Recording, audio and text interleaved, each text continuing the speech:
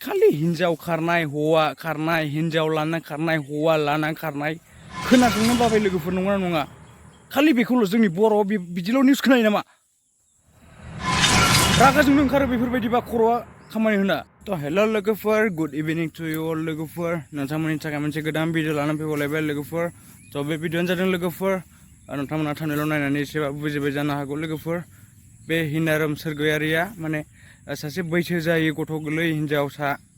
बेखौनो लाना खारदों आरोना थ' लोगोफोर बे उन्दै बैसो जायै गथ'खौ लाना खारोबा मा जायो नोंथांमोना बुजिखायो लोगोफोर नंगौना नङा जाय मानसिया 18 बोसोरनि खमाव लानानै थांगोन लानानै खारगोन बा हाबा खालामगोन बे मानसिया रेप केस जागोन नंगौना नङा थ' बेनो आरोना लोगोफोर बेबायदिनो माने सेम जादों आरोना बे मानसिया माने 14-15 माने 14-15नि गथ'खौनो माने लाना खारबाय आरोना दोनखारबाय आरोना बे हिनारोम सोरगियारिया बिथाङा अदालगुरिनि बे मानसिया माने दायो पुलिसनि आखायाव गोग्लैबाय माने पुलिसनि केस होनाय जाबाय बिमा बिफाया बे गथ'नि बिमा बिफाया दायो बेखौ नागिरगासिनो दं पुलिसफोरा थ' बिथांखौ मोनोबा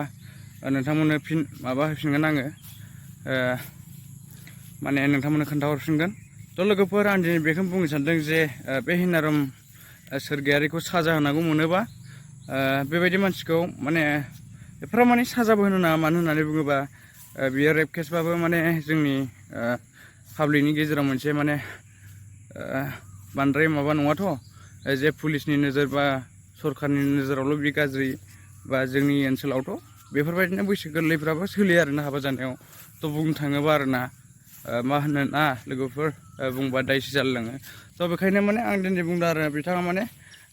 मोनसे गिदिर केस मावदोंबाबो बिथांनि केसा माने जोंनि पाब्लिकनि गेजेराव जे जोंनि पाब्लिक बा लकेलफोरनि गेजेराव जेबो नङा आरोना बुंनो थाङोबा जेबो नङा माने बे पुलिसनि नोजोराव गोग्लैबा बियो माने मोनसे रेप केस जायो आरोना जे सरखारनि आयेनाव गैया नालाय आयेनाव लिरनाय नङा नालाय बेफोरबायदि थ' बेखायनो आरोना थ' लोगोफोर आं दिनै बेखौनो बुंनो सानदों जे बांद्राय बिदि बैसो गोरलैफोरखौ बेफोरबायदि हाबा जानोबा मानो बेफोरबायदि दोनखारनाय मानाया बेफोरो